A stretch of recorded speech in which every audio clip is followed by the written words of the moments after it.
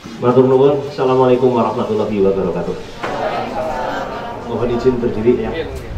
Alhamdulillah wa syukurillah wa la quwwata illa billah. Asyhadu an la ilaha illallah wa asyhadu anna Muhammadan abduhu wa rasuluh. Allahumma shalli ala Muhammad wa ala ali Muhammad. Merdeka! Merdeka! Terima kasih kepada Eyang Ahmad Tohari dan seluruh panitia Saresean siang ini dan seluruh hadirin, baik para sesepuh, para rekan-rekan penulis, para bapak ibu guru dan anak-anak yang masih sekolah. Sangat bersyukur dan ini menjadi event yang sangat berarti terutama bagi diri saya. Dan mudah-mudahan juga menjadi event yang berarti juga bagi seluruh hadirin. Tadi walaupun singkat padat apa yang disampaikan oleh begawan kita Eyang Ahmad Tohari sangat dalam. Jadi ini perlu betul-betul direspon terutama oleh anak-anakku yang masih muda dan mungkin rekan-rekan yang masih agak muda. Karena tadi disampaikan juga oleh Pak Adianto MC bahwa Soekarno pada masa-masa awal kemerdekaan pernah berpidato, berikan aku 10 pemuda maka akan aku guncang dunia. Ini satu catatan sejarah yang seharusnya sangat menginspirasi untuk dikenang di hari Sumpah Pemuda ini. Karena begitu yakinnya Insinyur Soekarno sebagai proklamator Republik ini, cukup 10 pemuda bisa mengguncang dunia. Padahal kalau kita kaji, 10 pemuda pada saat Soekarno pidato seperti itu, 8 diantaranya tidak literer, alias buta huruf. Karena 80% masih pemuda-pemuda yang hanya bermodal semangat.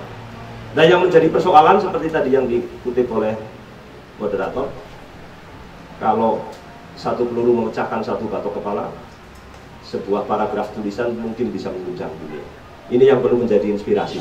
Terbukti apa yang sudah ditulis, apa yang sudah dibacakan oleh Mas Kendi tadi, ditulis 95 tahun yang lalu, diucapkan oleh para pemuda, yang waktu itu salah satu pemudanya adalah Insinyur Soekarno berusia sekitar 27 tahun. Sampai sekarang masih menjadi kenangan sejarah dan bisa mengguncang hati kita untuk tetap sadar bahwa kita adalah bagian dari bangsa besar ini. Jadi untuk Sumpah Pemuda kita, mari kita tepuk tangan. Dan bagi saya ini sebuah kehormatan ketika Kang Wanto Tirta kemarin tiba-tiba WA saya, Kang tolong nemani Eyang Tohari untuk berbincang tentang literasi bagi pemuda merdeka. Ya, saya senang-senang berat karena sebenarnya di sini saya agak harus hati-hati karena ada Pak Hadi Wasikun, ada Kang Dewi Suritno, ada Mas Rusnul, ada Bu Umi Asmara, ini penulis-penulis muda yang gaben-gaben ya. Apalagi di samping saya Maestro, ini anak-anakku yang masih sekolah nih, saya informasikan tadi sudah disampaikan oleh Kang Wanto Tirta. Tulisan karya Eyang Ahmad Tohari itu sudah diterjemahkan ke berbagai bahasa. Apalagi anak sekitar Jatilawang, Wangon, kalau tidak tahu itu kebangetan Bapak Ibu gurunya. Ada sumur dan sumber inspirasi di sini. Mungkin murid-murid perlu sekali waktu diajak untuk mendengarkan petuah, nasihat dan saran-saran dari Eyang Ahmad Tohari sebagai bagian dari sesi kurikulum merdeka. Ini yang hadir nanti matur ke Bapak Ibu guru mungkin disampaikan. Jangan sampai ada sumber inspirasi yang sangat mendunia malah kita sendiri tidak tahu. Selalu seperti itu, kita kehilangan banyak nilai dan banyak informasi yang mestinya kita miliki malah diambil oleh orang-orang lain. Seperti tadi apa yang disampaikan Eyang Tohari, tokoh-tokoh kita yang dulu kayak Tan Malaka, kayak Pramudia Anantatur, kayak penulis-penulis besar seperti Haji Prosidi dan lain-lain, sekarang anak-anak sudah tidak kenal. Kenalnya yaitu tadi karena ini kalau tidak dikelola dengan benar betul-betul menjadi setan gepeng hari ini yang mengganggu semuanya gitu. Ini penting untuk kita perhatikan. Nah di kesempatan ini saya merespon apa yang disampaikan Eyang Ahmad Tohari. Kalau tadi disebut bangsa besar di dunia yang menguasai dunia karena literasi, ini juga perlu digali kembali sebagai literasi budaya dan literasi sejarah. Jangan lupa bahwa bangsa kita sebelum orang-orang Eropa datang ke sini sebenarnya bangsa yang paling literer di kawasan Asia Tenggara. Karena bangsa kita itu sudah punya banyak catatan-catatan tertulis yang kemudian terputus dan tidak terwariskan. Karena pada saat Raffles mengambil alih kekuasaan Belanda, kemudian terjadi penyerbuan ke Keraton Mataram Jogja misalnya, itu sekian tanker karya literasi nenek moyang kita itu diangkut ke negeri sana. Sampai sekarang belum kembali. Bahkan kalau anak-anak muda Indonesia mau studi bahasa Jawa saja ya, harus sampai ke Leiden di Belanda. Ini kan memprihatinkan. Maka sebenarnya ini perlu ditanamkan terus-menerus ke generasi muda untuk tetap giat belajar, membaca, menulis, berliterasi di berbagai bidang. Yang paling tren hari ini harus juga paham literasi digital, literasi teknologi, supaya kita kembali merebut kejayaan masa lalu itu, kemudian bisa kembali tegak berdiri sebagai bangsa yang besar dan dihormati oleh segala bangsa di muka dunia ini. Itu ngomongan ide besarnya mestinya seperti itu. Yang menjadi persoalan, kalau tadi anak-anak muda dulu penuh idealisme, sekarang memang ada agak kesulitan. Jadi kalau saya sering guyon katanya, kalau orang dulu itu ketika anak-anaknya disuruh mondok atau sekolah lebih jauh ke tempat yang lain, itu anaknya yang kami buyungen ya. Jadi si anak di sana di tempat perantauan itu keton-ketonan bapak karo mboke pengen bali karena kami buyungen. Lah kalau generasi sekarang itu biyungnya yang kami anaken. Jadi ketika anaknya suruh kuliah, suruh jauh dari orang tua, ini ngawan bengi di WA. Ya, seperti itu kasusnya yang terjadi. Jadi ya pengalaman generasi saya mungkin seperti itu juga. Jadi bahkan sampai ke level ketika mohon maaf nih, anaknya sudah dimantokaken misalnya dua anak siji balik ke situ dulang. Ibunya jadi alasannya kangen. Ini ada hubungan-hubungan yang memang mengurangi sisi kemandirian, mungkin menjadi anak-anak manja dan akhirnya menjadi kurang produktif. Mudah-mudahan ini tadi diwakili oleh adik kita yang masih kelas 3 SD saja, cita-citanya sudah begitu wow kalau istilah sekarang. Ini menginspirasi generasi yang lebih senior, teman-teman mahasiswa, supaya bisa bertumbuh menjadi generasi muda yang memang kita punya kewajiban untuk memikul tanggung jawab, karena masa yang akan datang, kata lagu tadi, tanggung jawab kita para pemuda. Kemudian saya tambah sedikit, saya selaku kepala sekolah memang mencoba untuk lebih concern dengan kegiatan literasi. Saya sudah memimpin beberapa sekolah, 5 sekarang 6 di SMP, mulai dari SMP 3 Gumelar dulu. Di sana pun di pinggiran desa Gumelar, saya bersama Kang Wanto Tirta bahkan menyulut anak-anak di sana untuk bisa ikut berkontribusi di buku puisi menolak korupsi tahun 2000 berapa kan? 2016 bersama anak-anak pinggiran Banyumas Barat. Waktu itu yang mungkin tidak dihitung di semesta pelajar SMP Kabupaten Banyumas, kami sempat mensupport mereka untuk bisa nulis puisi dalam buku puisi anti korupsi dan pesan untuk presiden waktu itu yang digawangi oleh Sosiawan Leak, sastrawan dari Surakarta. Kemudian saya pindah ke Pekuncen karena di sana terlalu singkat, jadi belum ada kegiatan yang terkait dengan literasi. Dari Pekuncen ke Haji Barang 2 bersama seluruh warga SMP Negeri Haji Barang 2, kami menulis kumpulan puisi oleh seluruh warga sekolah. Kami beri tajuk Lontar Milenial Membaca Indonesia. Jadi semua warga sekolah waktu itu dari kepala sekolah sampai penjaga malam sampai tenaga kebersihan dan seluruh siswa menyumbangkan satu puisi tanpa kurasi, karena memang target kami belajar, jadi belum sampai ke level ini bagus atau tidak, tapi semuanya mencoba untuk berkontribusi. Kemudian kami digeser lagi ke Wangon 1. Saya sempat memotivasi teman-teman di Wangon 1 juga, beberapa diantaranya alhamdulillah sampai sekarang kabarnya guru-guru di Wangon 1 karena kena barokahnya yang Ahmad Tohari, jadi di sana banyak teman guru juga yang melanjutkan menulis. Nah, dari Wangon saya sekarang pindah ke Cilongok 1, ada 2 siswa saya yang itu ikut hadir. Coba yang dari Cilongok 1 berdiri. Tidak ada Pak? Oh, tidak di bawah muridnya. Tapi kita tadi ada yang ikut. Ini juga sedang kami coba, salah satunya kami menguatkan tentang literasi digital. Kemudian ini perlu saya sampaikan di forum ini untuk memotivasi hadirin sini bahwa kita penting sekali untuk tetap menguatkan literasi, apalagi untuk para pemuda. Dan kepada para senior yang sudah biasa menulis, salah satu media yang harus disumbang naskah terus-menerus mungkin Ancas, gitu. Jangan lupa itu, karena menjadi satu-satunya media Banyumasan yang kelihatannya sekarang masih mensupport penggunaan bahasa Banyumasan. Kita sangat sedih sebenarnya kalau satu ketika nanti bahasa Banyumasan hilang karena sudah tidak ada penggunanya.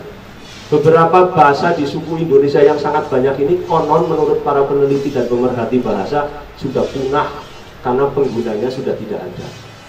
Ini sangat kita khawatirkan kalau sampai terjadi di Banyumas. Karena jebule wong Banyumas kuwi nek kon ngomong cara Banyumasan isin. Akhirnya bahasa Banyumasan nang TV ku nggo bahan ledekan. Terus dicap jadi bahasa ngapak. Terus kita jadi orang percaya diri, orang duweni bahasa Banyumasan nek arep ngomong cerita bahasa Banyumasan kaya menan. Ora kepenak. Maka saya menganjurkan, ini mungkin yang hadir ada ibu-ibu atau bapak guru, paling tidak di perpustakaan harus ada jenggingger yang bahasa Banyumasan lah. Atau rongeng buku parok mungkin bahasa Banyumasan ya. Itu jadi paling orang ngerti masa bahasa Banyumasan, rongeng buku parok kita yang apa, serindil, terus si Rasus, dongeli Budin, itu yang paling berkesan dari sekian banyak cerita di lembar banyak 3 buku itu. Jadi mangsan terang, Rasus kencoten, Arab mohon maaf kontroli Budin gitu, yui disit gitu ya, supaya bisa dijukut Budine. Bayangkan zaman yang dulu itu orang Hangerudin direkam dengan sangat romantis oleh Eyang Tohari. Panjenengan bisa membayangkan. Ini pentingnya membaca buku anak-anakku semua yang anak-anak ini sekolah dan adik-adik mahasiswa. Kalau panjenengan nonton film itu imajinasinya berkurang sekitar 40-50%. Tapi kalau kita membaca, imajinasi kita bisa berkembang menjadi 200%. Karena setiap kalimat yang kita baca itu menimbulkan imajinasi sendiri dan kemudian kita membuat film sendiri di otak. Sehingga orang membaca itu bagaimanapun menurut hasil penelitian meningkatkan kecerdasan setiap pembaca. Karena imajinasinya bertambah, kemudian dia akan bisa memunculkan ide-ide baru dari imajinasi hasil bacaannya itu, kemudian menjadi produktif, memproduksi tulisan, memproduksi ide, bisa menulis, kemudian bisa dibaca oleh orang lain. Sehingga betul, kalau tadi orang Mesir itu, ini favoritnya Mas Santo, satu peluru hanya nembak satu kepala selesai, kalau satu tulisan bisa menembak orang sejagat. Sampai sekarang masih menjadi diskusi hangat bagaimana Karmak berteori tentang ekonomi, padahal ditulis sekian tahun yang lalu. Sementara kita itu semakin tidak jelas hari ini. Yang mau kita acu itu tulisannya siapa, kita mau ikut idenya siapa. Diceritani Soekarno dengan Soekarnoismenya yang sudah tidak ngerti, diceritani ide-ide yang lain juga hanya sepotong-sepotong. Kita mengalami kekeringan literasi. Menurut hasil penelitian terakhir yang tadi disebut yang Ahmad Tohari itu, dari 64 negara yang diteliti, tingkat literasi anak Indonesia kelas 4 SD itu ada di level 63. Kebangetan gitu. Kemudian perbandingan buku dengan jumlah penduduk Indonesia itu hanya 30.000 dibanding 250 juta. Artinya hanya 8 buku untuk 1 juta orang yang tersedia. Ini menurut kalau boleh matur lebih lugas, jadi perhatian dan kepedulian pihak pengajar buku juga menyentuh kebangetan, karena pengadaan bacaan kita semakin sedikit. Kemudian ada lagi penelitian orang Indonesia itu rata-rata hanya 1 orang yang punya hobi membaca di antara 1 juta penduduk. Ini ada berapa Kang Wanto yang rawuh? 70, berarti orang ngomong si Jiacan sih mungkin sih hobi membaca kayaknya. Kalau rata-rata 1 itu 1 juta. Yang 1 di sini. Yang 1 di sini ya yang Tohari. Dari antara 1 juta itu, karena beliau tadi membaca apa saja. Ini sangat memprihatinkan, terutama bagi bapak ibu guru itu harus tersentuh lah. Bagaimana caranya supaya anak-anak itu gelap membaca. Menurut Menteri Pendidikan yang pernah dulu tidak saya sebut namanya, ya, itu menyebutkan kalau orang Indonesia itu tingkat bacaannya sangat tinggi, tingkat bacaan, selera membacanya tinggi. Makanya Facebook, monggo Pak Edi Ramadan. Kemudian WhatsApp, apapun yang sekarang menggejala di media sosial itu banyak penggemarnya. Karena minat bacanya tinggi, tetapi daya bacanya sangat rendah. Itu bisa dibuktikan kalau panjenengan ada di grup, terus grupnya ngirim tulisan 2, 3, 4, 5 paragraf di skip. Jadi walaupun nulis itu kontennya masih percakapan lisan. Si cerita sahur manuk tidak mau membaca. Jadi saya punya beberapa grup, saya coba kalau ngirim konten kira-kira dan abot 5 paragraf ya, tetap deleng, macam ngomong bila. Kayaknya kebanyakan disekip lagu buat temen lalu tulisan Jawa-Jawa. Kira-kira seperti itu. Dan ini penting untuk anak-anakku semua, menulis itu sangat perlu untuk dilakukan, belajar terus-menerus. Dan literasi itu bukan cuma menulis, mengeja huruf jadi kata, kata jadi kalimat, tetapi membuat peta hubungan antar semua apa yang akan disampaikan dalam sebuah format pikiran. Nah, itu pentingnya menyusun paragraf menjadi pikiran-pikiran yang bisa dimengerti oleh orang lain. Saya sendiri sebenarnya bukan orang bahasa Indonesia, jadi saya ini guru IPA aslinya. Tapi saya sangat berminat itu sejak saya masih SMA, dan salah satu yang menginspirasi saya memang ini novel trilogi Ronggeng Suku Barong yang dulu di SMA itu pinjamnya antri, dan saking nakalnya saya, tiga-tiganya saya pinjam dan saya selesaikan hanya dalam waktu 4 hari. Jadi saking tertariknya. Tapi sampai sekarang saya masih bertanya-tanya, jadi akhirnya serintil ke meriang apa gemblung apa itu digantung oleh yang Tohari, dan belum saya tanya sampai hari ini. Kemana serintil lahirnya tidak jelas. Kira-kira apa dulu sudah ada rumah sakit Banyumas ya? Iya, kayaknya ya di rumah sakit jiwa itu. Mungkin sekarang jadi perawat. Yang terakhir, untuk anak-anakku yang masih muda-muda ini, kalau memang anak sekarang mungkin budayanya beda ya. Kalau dulu zaman dulu pacaran, zaman bocah SMP SMA nunggu surat sing mambune wangi terus dikirim nganggo perangko kan suwe. Anak sekarang pakai WA, yang jadi memang tambah kurang cerdas karena tidak berimajinasi. Padahal menulis itu bisa menjadi cara untuk merayu paling jitu. Ini yang mudah-mudahan saya berikan. Satu ketika saya ketemu dengan gadis 21 tahun ulang tahun, saya itu tidak punya duit. Terus saya bingung, manu mahasiswa kere gitu kan. Jadi ini mau memberi hadiah apa? Saya tulis surat 7 lembar untuk menyampaikan selamat ulang tahun. Lah di lembar ke-7 kan kesel. Saya liciki, "Dek, tolong dibaca 3 kali sehingga sama dengan umurmu." Karena surat itu orang itu mau jadi istri saya. Ini beneran loh. Jadi kalau sekedar WA-WA-an hanya beberapa kalimat itu yang putih-putih jangan mau dirayu hanya dengan kalimat WA. Itu pasti laki-laki kurang cerdas. Saya rasa itu untuk sekedar pembuka, mungkin nanti bisa disambung dengan diskusi tentang bagaimana kita berbahasa yang baik dan menghidupkan semangat literasi. Mohon maaf yang saya sampaikan barangkali kurang terkonsep, tapi inilah yang kami rasakan sebagai salah satu pegiat literasi, dan saya sangat bersyukur karena kita diberi anugerah ada maestro sumber segala inspirasi besar untuk dunia, Eyang Ahmad Tohari. Dan ini event yang sangat baik. Silakan para hadir nanti menggali, menimba air jernih di kedalaman ilmunya Eyang Ahmad Tohari. Saya rasa itu. Terima kasih. Saya kembalikan ke moderator. Mohon maaf. Assalamualaikum warahmatullahi wabarakatuh. Tepuk tangan untuk dua pembicara. Selamat datang Pak